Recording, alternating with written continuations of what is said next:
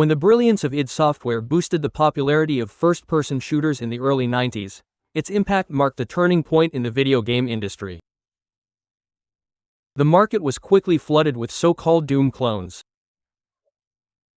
Players could blast their way through vast stages with the most varied settings, all through the eyes of their character. An experience that proved extremely appealing. Every publisher rushed to satisfy the demand of players hungry for this new type of experience. And for the following years, the industry saw an explosion of unbridled creativity as developers competed to create the next big first-person shooter. Some succeeded, others failed. But while most tried not to stray too far from the winning formula, a small American studio located in Redmond, Washington, was about to start a quiet revolution. This small team, named Lobotomy Software, would end up developing one of the best first-person shooters to reach consoles during the 90s, Powerslave, or as we knew it in Europe, Exhumed. This extraordinary game redefined what a first-person shooter could be, thanks to a much more adventurous approach with a unique focus on puzzle solving, traps, and platforming, without sacrificing fast-paced action. Exhumed offered a fresh take on the genre that years later would find parallels in titles like Metroid Prime. But it didn't just stand out for its design, it was also a true programming masterpiece, pushing a system like the Sega Saturn far beyond what was thought possible at the time. Today on the channel, we head into ancient Egyptian ruins infested with aliens to revisit this revolutionary first-person adventure from Lobotomy Software. Welcome to Powerslave Exhumed, a game ahead of its time.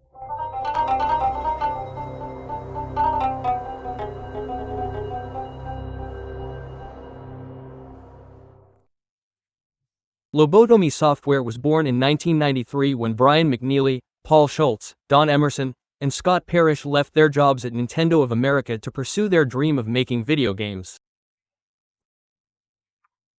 It didn't take long before they had a working demo of a boxing game for Super Nintendo with gameplay reminiscent of Punch-Out! However, the project never came to fruition as they couldn't find an interested publisher. Even so, the studio didn't give up. They continued practicing with new demos while looking for an opportunity, though they were aware they needed revenue to stay afloat. Because of this, they started taking on small jobs for Crystal Dynamics and Microsoft, which allowed them to fund the studio while they shaped a first-person shooter set in ancient Egypt, developed on Ken Silverman's build engine. That project, initially known as RINS, was going to be published by Apogee Software, fitting perfectly alongside other themed shooters from the company like Duke Nukem 3D, Shadow Warrior, or Blood. However, during development, the young publisher Playmates Interactive acquired the rights to the game. The agreement included both the PC version and new adaptations for Sega Saturn and PlayStation. It was around that time that the project dropped the name RINS to adopt Powerslave, most likely inspired by the Iron Maiden album of the same name released in 1984, whose theme also revolves around ancient Egypt.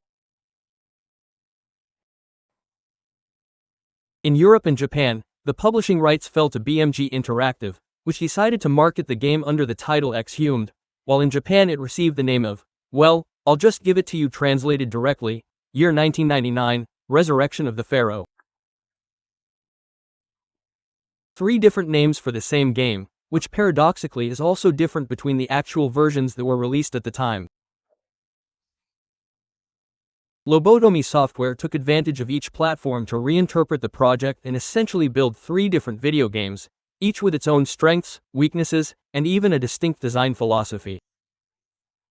For that reason, it is complicated to carry out a joint analysis.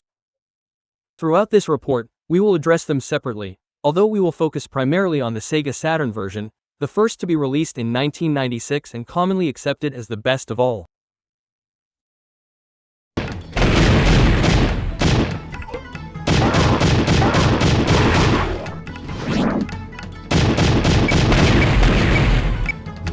Many consider Powerslave for Sega Saturn a small miracle due to its astonishing technical quality.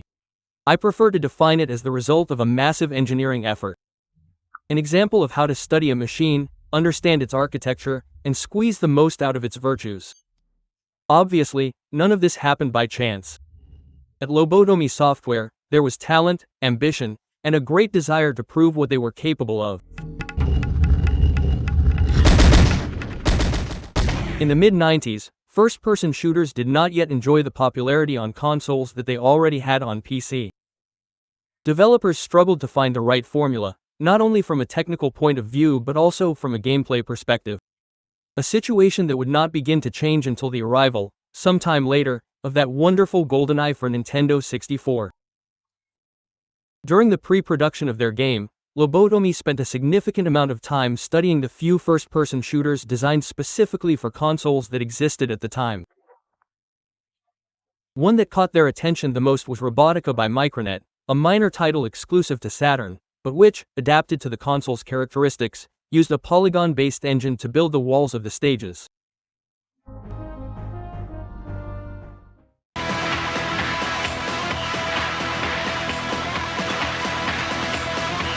Sega Saturn.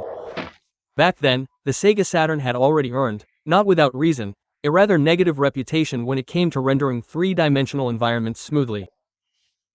The easiest path would have been to make the PlayStation the primary development platform, but at Lobotomy, they decided to bet on Sega's console. They believed that if they could master its complex architecture, they could offer a truly striking game on a system where, additionally, competition within the genre would be much lower. The challenge was enormous, but the studio didn't back down. All that effort resulted in a great game that received very positive reviews. And although in the United States it failed to carve out a significant place in the market, possibly due to the proximity of its release to the first Tomb Raider, in Europe it did achieve considerable success, finding an audience that knew how to appreciate all its virtues. Even so, it remained a relatively niche title, and many players never got to discover it. So if you are one of them, you are probably asking yourself a question. What makes Powerslave such a special title?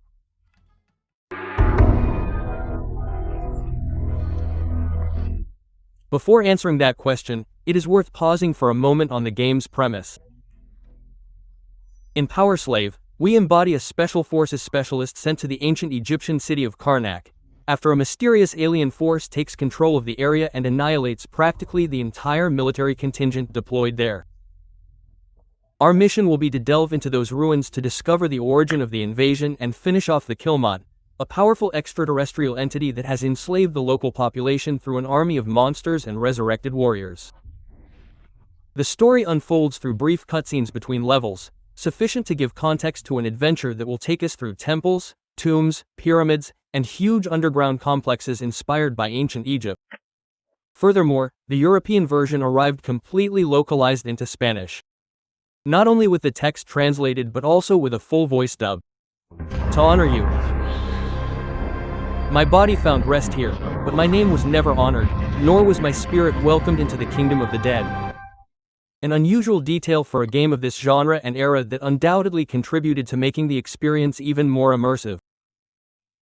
And that is precisely where Powerslave begins to prove that it is much more than just another mindless shooter, because in essence, it takes ideas typical of adventure games, especially Nintendo's Metroid saga, and applies them in a way that is as effective as it is innovative to the Doom-style shooter formula.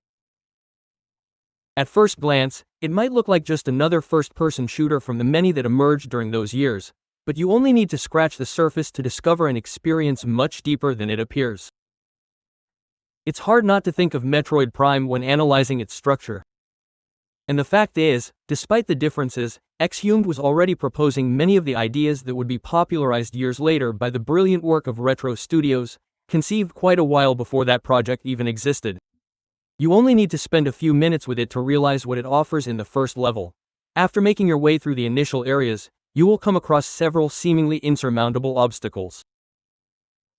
A wall too high to climb, a huge gap impossible to cross, and several locked doors. With no other alternative, you take the only available exit and continue to the next level.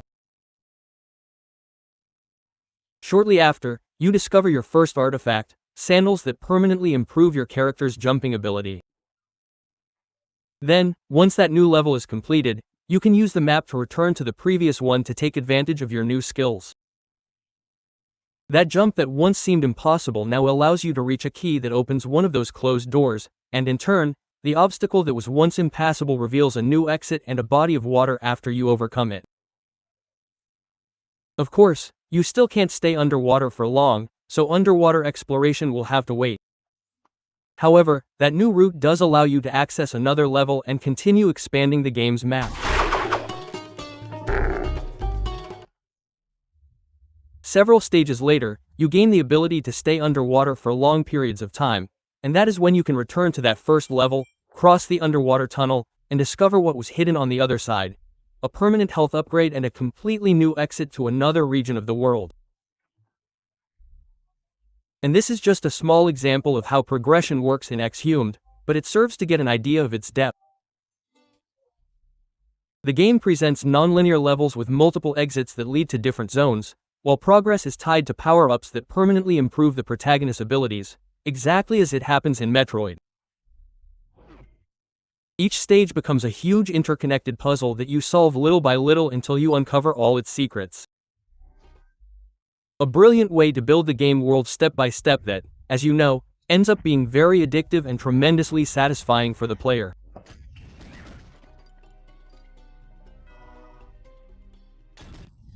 But at Lobotomy, they understood that to translate that design philosophy, it was necessary to incorporate another fundamental element: platforming tied to exploration.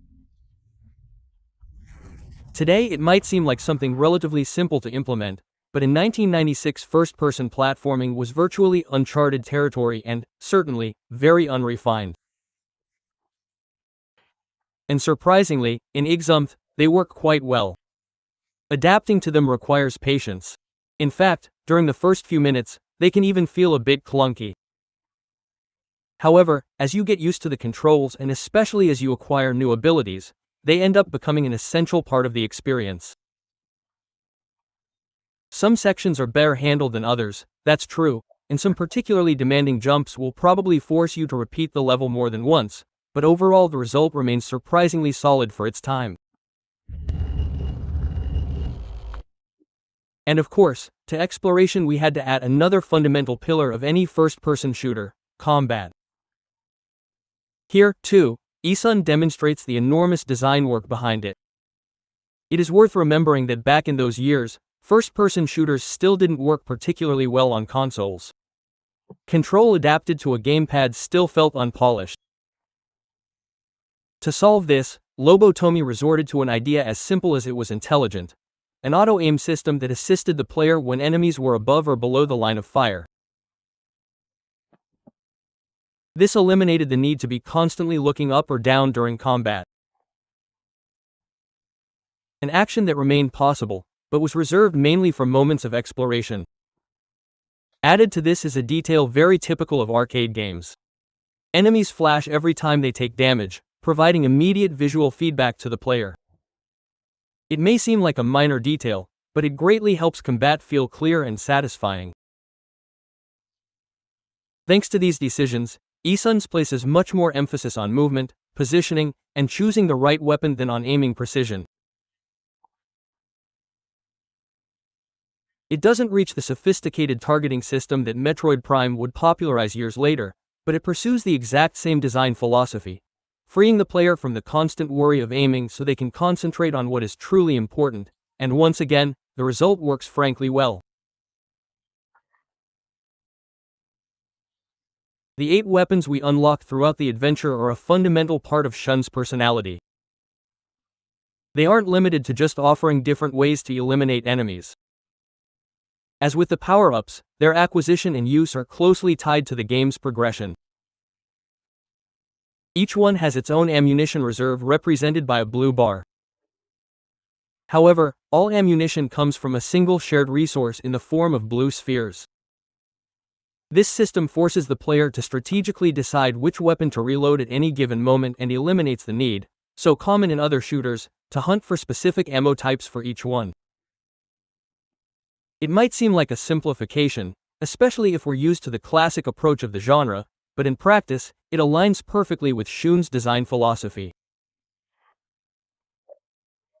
Everything is designed to maintain the adventure's pacing and focus the player's attention on exploration, movement, and decision-making, because as you can see, the game offers an extraordinarily cohesive experience.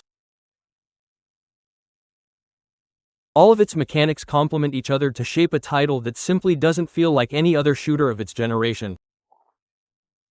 More than just a conventional shooter, we are looking at a true adventure game told from an FPS perspective. A tremendously original idea for 1996 that explains why, nearly 3 decades later, it still feels like a work ahead of its time.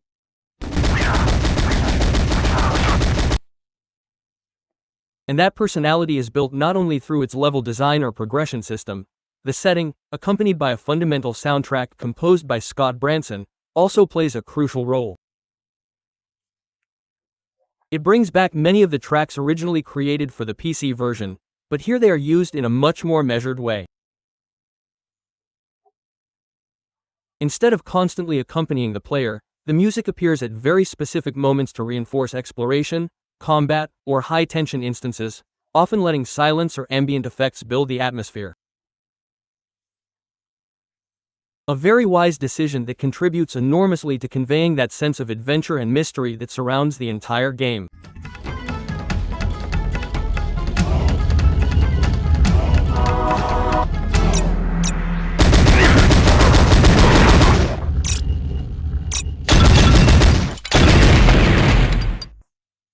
And much of the credit for how everything fits so naturally and works so well with the controller goes to its technical aspect, made possible by a graphics engine developed specifically for the occasion, the Slave Driver. When pre-production began for eSun on consoles, Lobotomy Software intended to directly port the work they had already done for the PC version. However, they soon discovered that porting the build engine to those 32-bit machines would be much more complicated than expected. The build rendering system, highly dependent on the CPU and main memory, did not adapt well to either the Sega Saturn or PlayStation. Faced with that situation, the studio made a decision as risky as it was successful: to completely abandon that engine and develop a new one from scratch. And that is where the immense talent of one of Lobotomy's staff, Edgar Drizbak, comes into play. Freshly joined to the studio after his time at the small developer Manley & Associates, DRC Back was primarily responsible for designing a completely new graphics engine dubbed Slave Driver, specifically intended to take advantage of the Sega Saturn hardware. As we have already mentioned, Lobotomy chose the Saturn as the main platform for development, and in those years, Sega's console had a reputation for struggling with three-dimensional graphics. Many of those games suffered from low frame rates and very evident limitations in environment generation, fueling the idea that the system simply wasn't prepared to compete in that arena. However, the real problem was not a lack of power, but the enormous complexity of its architecture. Harnessing its full potential required a knowledge of the hardware that very few studios managed to reach, and along with the rest of the team, he was ready to prove what they were capable of. The result was an engine surprisingly advanced for its time.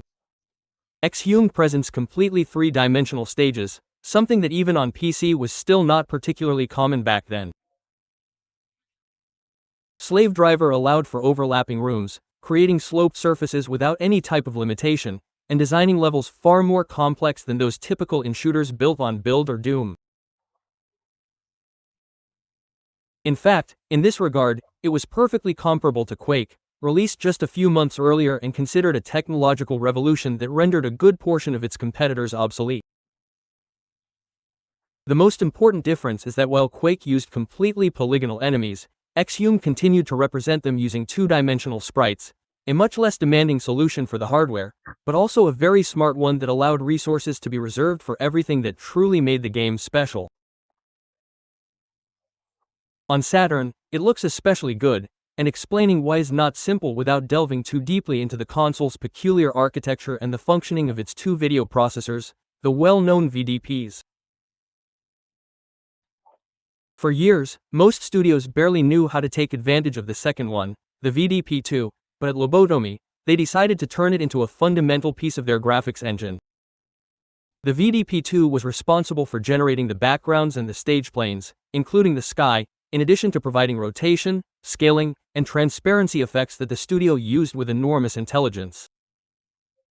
Even the protagonist's weapon and hands stopped being rendered using the usual VDP-1 system to be displayed through a layer managed by the VDP-2, a very uncommon solution on the console that allowed for effects like invisibility with real transparencies.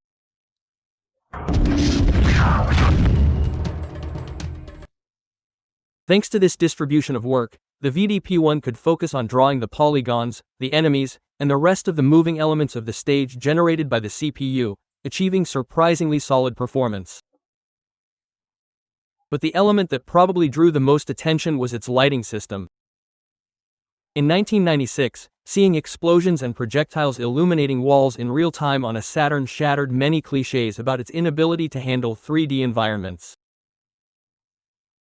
And yet, the Slave Driver engine did not resort to pixel lighting, something unfeasible for Saturn hardware due to resource consumption, but rather a much more ingenious solution.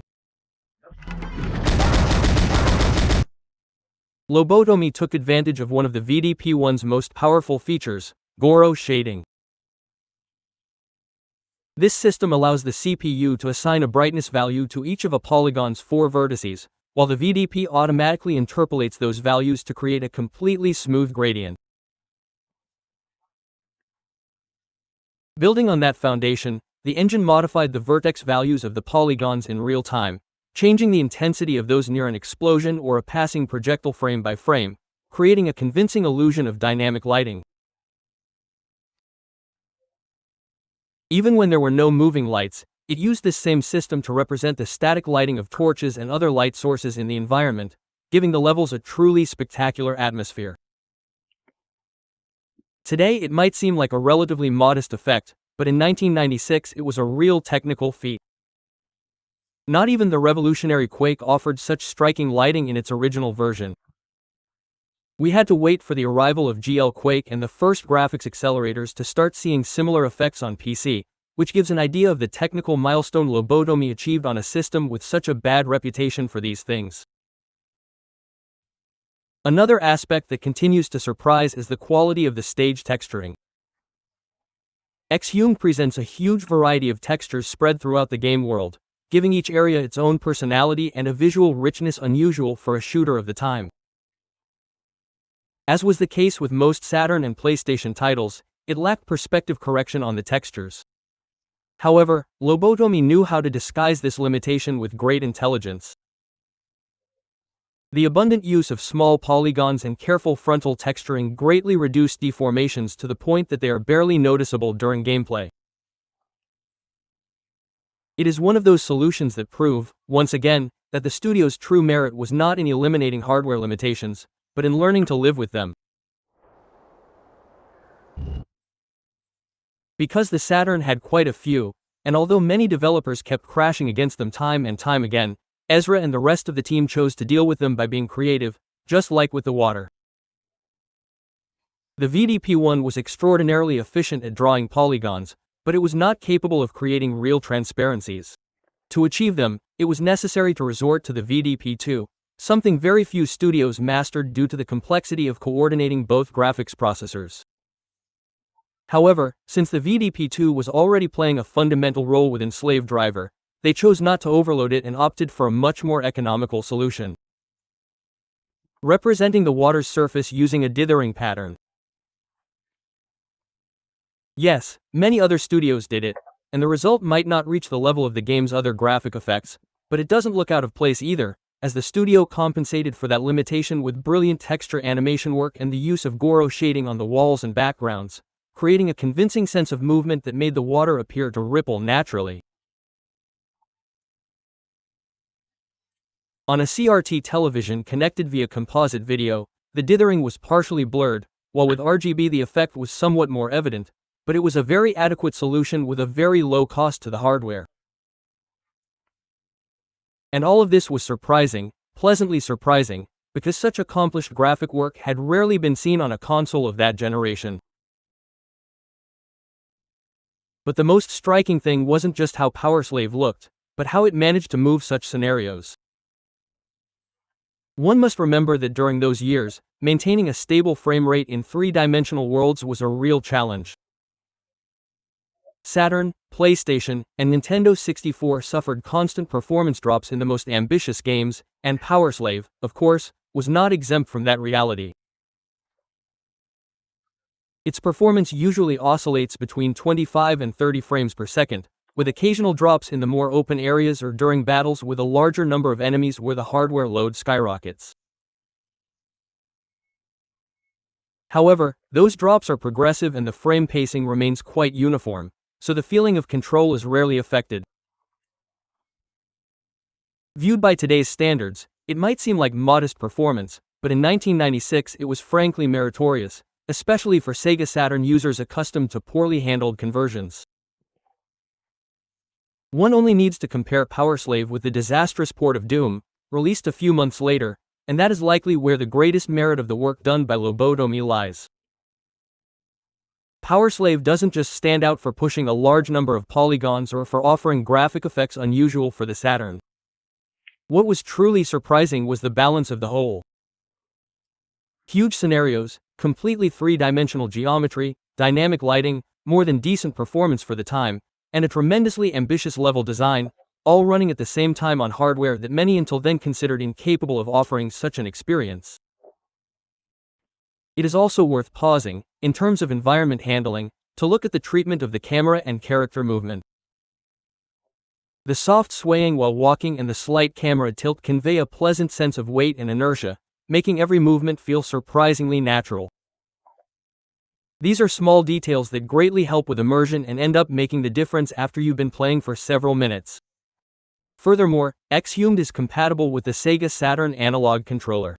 Thanks to its analog triggers and fully proportional control, movement gains precision. Lateral movement feels much more natural, and the whole experience is surprisingly modern for a 1996 game.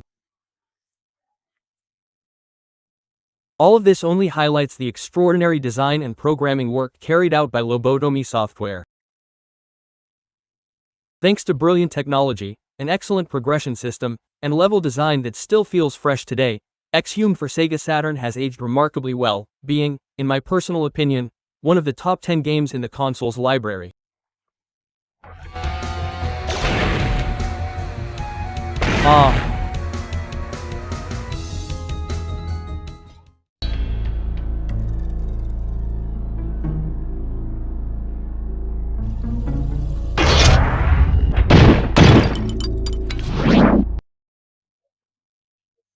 PlayStation hit the market several months after the Sega Saturn version and introduced a long list of changes. Although it shares the same design philosophy and much of the progression, we are looking at something much closer to a reinterpretation than a simple port.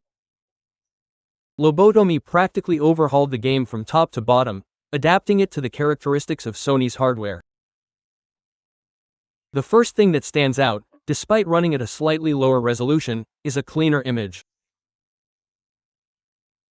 The shading is softer, the colors appear better balanced, and the contrast is less aggressive than on Saturn, resulting in an image that is sharper and more pleasing to the eye. PlayStation also allowed for the simpler implementation of certain graphical effects. The water, for example, now uses real transparencies accompanied by a much more convincing undulating surface, while various elements make use of the hardware's ease in generating transparencies. Sony's console maintains dynamic lighting thanks to the Goro shading seen on Saturn, although here the result is significantly less striking. It offers well-achieved lighting, but at a lower intensity, perhaps in large part due to the reduction in the polygonal load of the environments that supported much of this effect.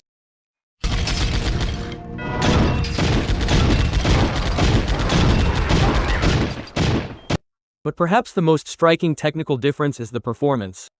In quite a few situations, this version approaches 60 frames per second. The feeling of fluidity when everything runs correctly is fantastic and makes the controls feel even more precise. However, this apparent improvement turns into one of its weaknesses, as the performance remains quite irregular and frame rate drops still appear in the more demanding areas. Starting from a much higher figure, the variations are quite a bit more evident than on Saturn and greatly hinder the gameplay experience.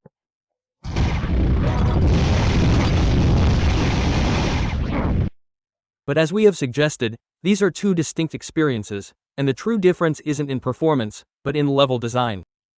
And it is here that this PlayStation version begins to lose ground compared to the Sega Saturn release. To adapt to its hardware's characteristics, Lobotomy had to redesign a good portion of the levels, sacrificing size and geometric complexity. The enormous constructions and wide-open spaces present on Saturn were clearly simplified.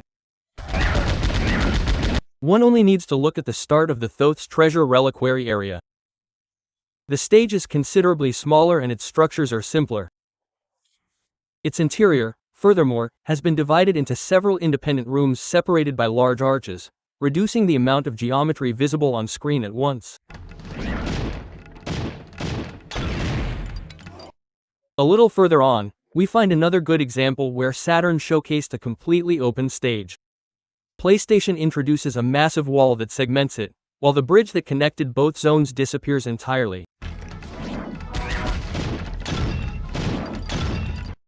And this room perfectly illustrates the difference in approach between both versions. On Saturn, it is possible to peer down to the lower level and even drop into it without any interruptions. On PlayStation, that vertical space has been replaced by a simple lava floor that completely eliminates that sense of depth. One of the most representative cases appears in Sobek Pass. On Saturn, we find ourselves in a massive outdoor area surrounded by tall cliffs and an immense sky visible at all times. Yes, the performance suffers slightly, but the scale of the stage is truly impressive. On PlayStation, by contrast, much of the route is locked between walls, conveying a much more claustrophobic feeling. As a curiosity, this version also incorporates a small introductory corridor that doesn't exist on Saturn. Though once we reach the main area, the loss of openness is evident. And these differences are not limited to the more advanced stages. Even the first levels present very significant changes. Rooms are usually smaller, ceilings are lowered, and many architectural elements vanish to reduce the polygonal load. A solution that Lobotomy repeats constantly throughout the entire adventure. The underlying problem is quite simple. A good part of the frame rate improvement is achieved because PlayStation draws considerably less geometry on screen. The slave driver for Sony's console couldn't handle stages as ambitious as those permitted on Sega's console.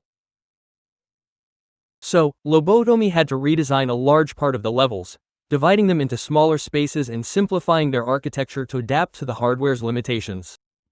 And it is important to make this clear. It doesn't mean the stages on PlayStation are poorly designed. They are still fun to explore and retain the essence of Exhumed. They are simply less ambitious. Where Saturn favored verticality, large structures, and a sense of continuity, PlayStation opts for more contained spaces and a much more conservative structure.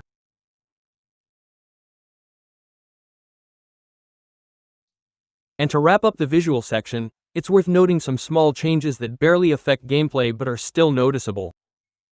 For example, energy spheres now fall to the ground when defeating enemies, whereas on Saturn they remain suspended in the air. This isn't an improvement or a drawback, it's just one of those small differences that distinguish both versions. Although in that regard, the most memorable, and curious, one is the change from the red spiders in the Saturn version to blue scorpions on PlayStation, something that, as has emerged over the years, was an express request from Sony so that the PlayStation version would include some elements to differentiate it from editions appearing on other systems. But we continue, because the differences don't end with the visuals or the stage design. There are also important changes in the gameplay itself. The first of these affects the auto-aim system, one of the keys that made combat so satisfying on Saturn. There, auto-aim tracked annoying enemies like these flying wasps with great precision, allowing the player to focus on dodging and choosing the right weapon. On PlayStation, however, this system is significantly less effective.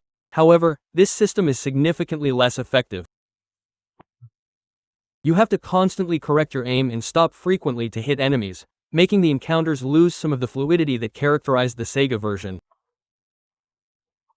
It may seem like a minor change, but once you have the chance to play both versions, the difference becomes evident. On the other hand, some movements are more fluid, especially swimming, which fortunately feels more agile than on Saturn. What I do consider a major loss is the disappearance of analog control. Obviously, Lobotomy cannot be blamed for this, as this Exhumed reached the market before the release of the dual analog and the subsequent DualShock, but the truth is that the excellent support for the Saturn analog controller disappears completely, and the game is controlled exclusively via the digital D-pad.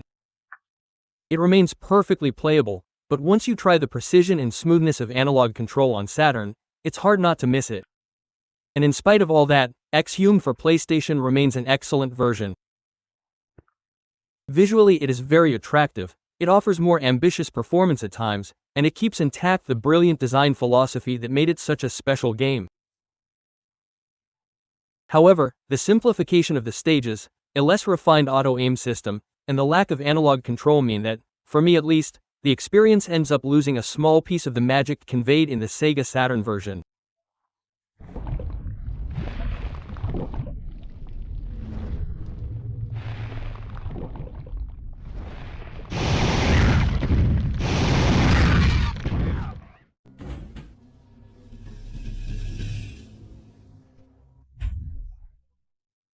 When you talk to a player more accustomed to PC about the virtues of Powerslave Exhumed, they often frown with puzzlement, and it is perfectly understandable because, as we mentioned at the beginning of the report, this MS-DOS version is very different from those that appeared on consoles.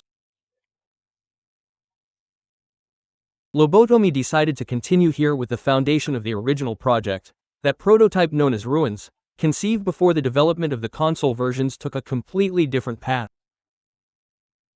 The result is a much more classic first-person shooter, a direct heir to the school started by Doom. Skill-based exploration and backtracking disappear to give way to a succession of independent levels where the goal is once again to fight your way to the exit, eliminating everyone who gets in your way. Far from being a flaw, this decision results in an excellent classic-style shooter. Exhumed for PC works really well and takes advantage of the virtues of Ken Silverman's build engine, one of the great benchmarks of the genre during the second half of the 90s.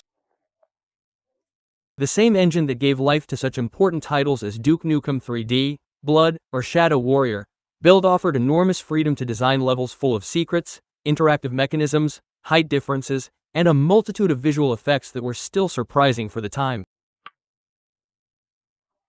The levels retained that marked adventurous character typical of Exhumed and continue to invite you to explore every corner, although the constant sense of discovery present in the console versions disappears almost completely, because it was still a 2.5D engine.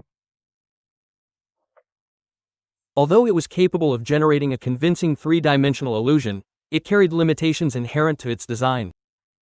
The stages could not overlap rooms in a real way, nor could they build completely three-dimensional geometry, as Sludge or other engines allowed. Many of the solutions used by Build resorted to clever programming tricks that worked magnificently on a visual level, but they were still far from representing a true three-dimensional world. That does not mean that Build had become obsolete.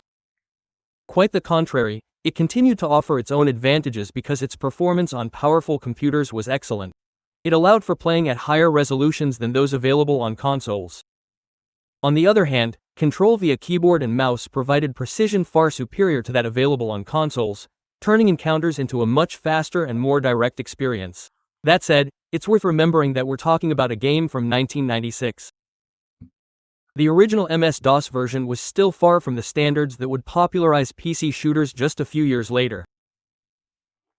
Mouse controls were much more limited than what we are used to today, and many of the standard conveniences in modern FPS games didn't exist yet.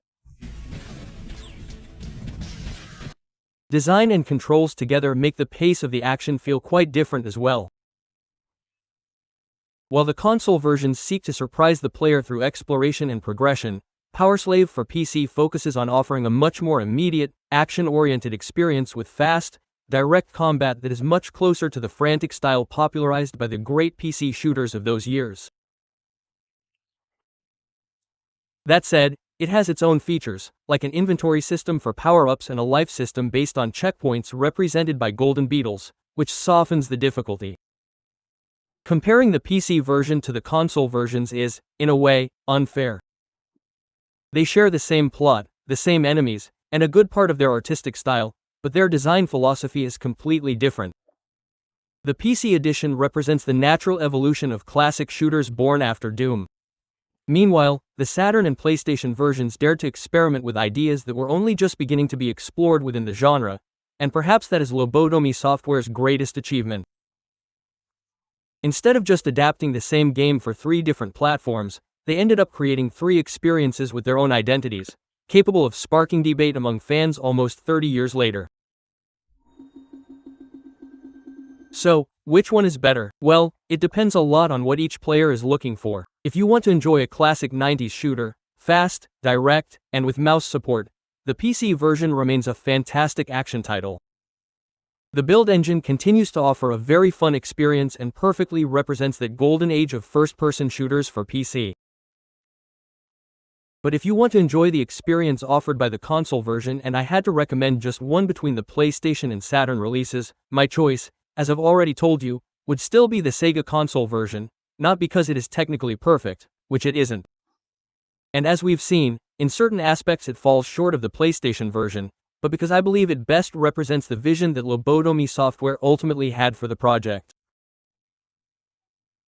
The version where the studio decided to break from genre conventions to build something different, where level design reaches its greatest complexity, where exploration takes center stage, and where the slave driver engine demonstrates all the talent of a team that understood the Saturn architecture as very few studios managed to do.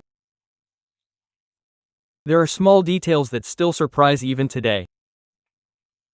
The scale of many stages, the verticality, the lighting, the way the world gradually opens up as we obtain new abilities. Everything conveys the feeling of a game developed with enormous personality, and perhaps that is why Powerslave Exhumed remains such a special title. It did not try to compete with Doom or Duke Nukem 3D by following their exact same rules. It dared to follow a different path when very few shooters were willing to do so. Of course, not everyone has to agree with this choice, and that is likely where part of the greatness of this Powerslave Exhumed lies. Depending on the platform you played it on, your memory of the game might be completely different from another player's. Few titles from that generation can boast of such a thing, and that is a wonderful thing.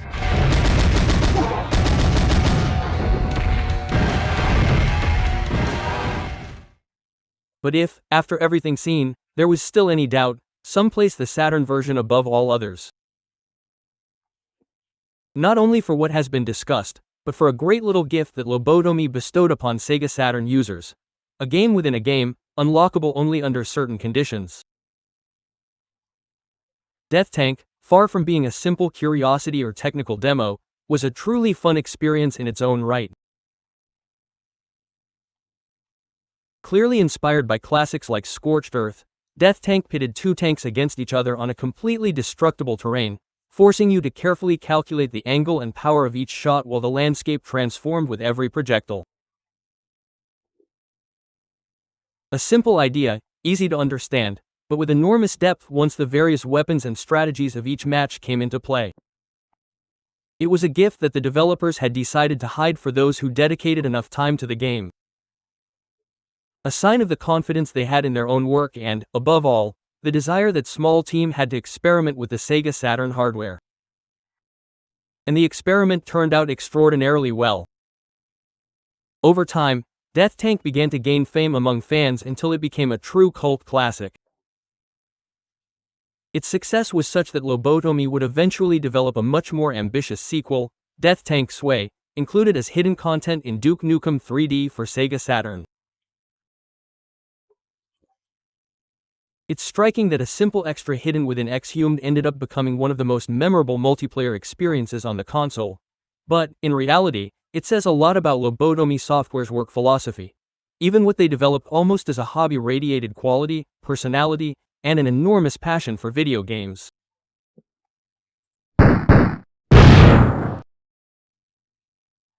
And it was precisely that passion that would define the studio's brief but extraordinary trajectory, because Exhumed wasn't just a stroke of luck, it was only the beginning of an impeccable career.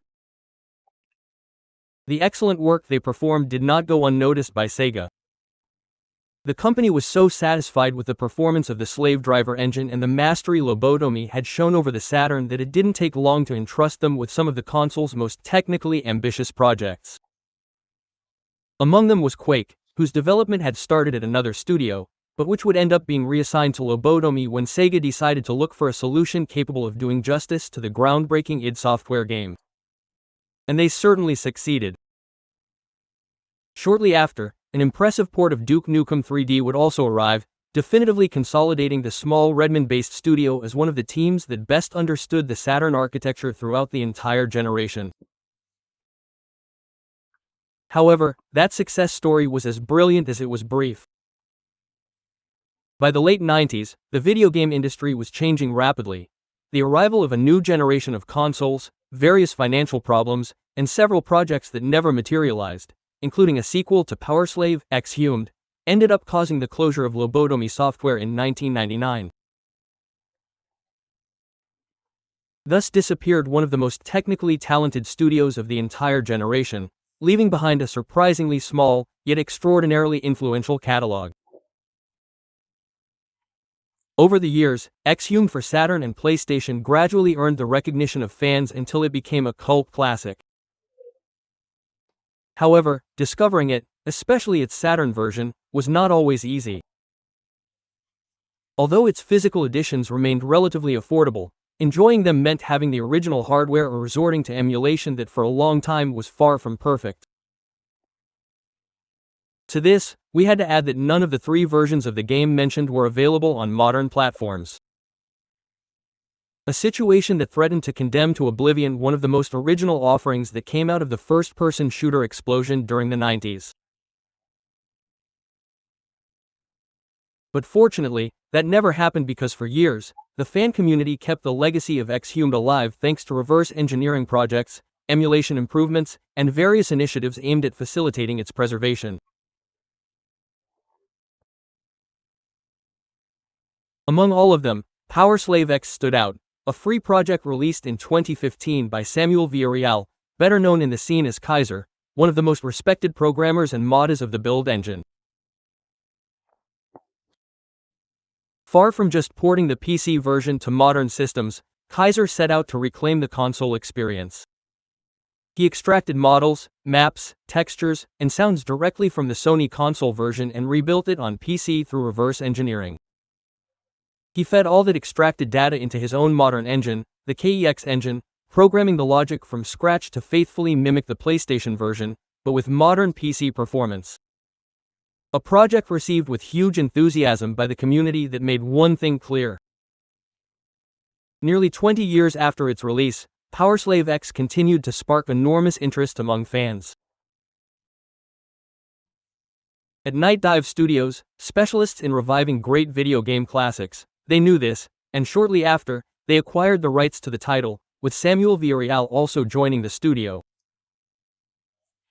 His experience with Powerslave X ended up becoming the foundation upon which the team began working on a fully official remaster. In fact, when Night Dive announced the project, Powerslave X was taken down by its own creator to focus all efforts on the new commercial edition. The result finally arrived in 2022 under the name Powerslave Exhumed, in what is, without a doubt, the most complete and accomplished version of the game.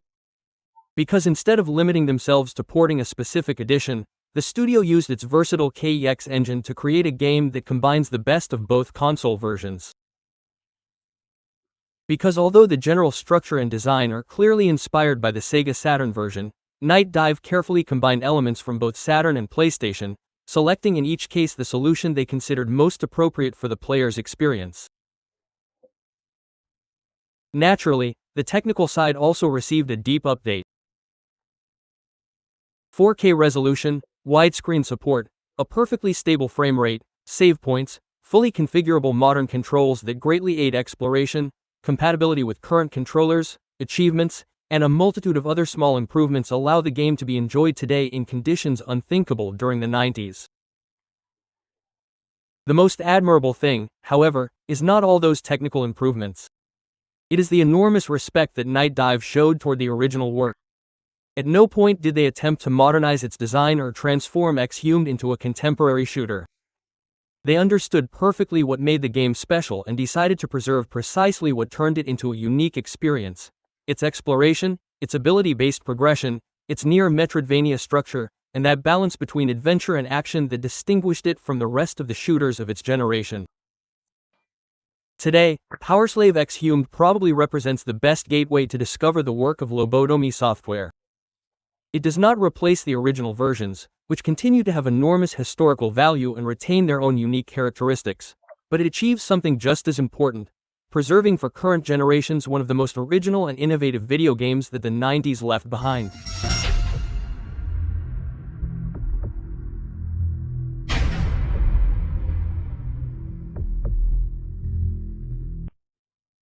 "30 years have passed since the original release of the game, and yet it still feels surprisingly modern, not because its graphics have aged better than those of other games from that era, nor because its technology continues to impress as it did in 1996. What is truly surprising is seeing to what extent many of the ideas it presents still work just as well today as they did back then. In an era when the vast majority of shooters were trying to follow in the footsteps of Doom, Lobotomy Software decided to go down a completely different path with this game. While others sought to create the next great shooter, at Lobotomy they ended up developing an authentic adventure game told from the perspective of a first-person shooter. It also remains admirable that all of that was born from such a small studio. Lobotomy Software was only active for a few years, but during that brief period, it was able to develop one of the most surprising graphics engines on the Sega Saturn, produce some of the best ports the console received, and leave behind a body of work that continues to spark the admiration of players and developers alike. Not all studios manage to leave such a mark in such a short time. Fortunately, thanks to the excellent preservation work by Night Dive Studios, it is now much easier to discover this classic, and that means a new generation of players can see for themselves why so many fans continue to speak of it with such fondness. Because, in the end, the true legacy of Powerslave Exhumed does not reside solely in its technology, nor in comparisons with other games that would come later. Its greatest legacy is having demonstrated that first-person shooters could aspire to much more. There are video games that define an era, and others that simply arrive too soon for their own. Exhumed undoubtedly belongs to this second group, and for that reason, it deserves all the recognition I hope I have given it in this video, which I also hope you have enjoyed. Thank you very much for joining me once again, and I will see you in the next video. No.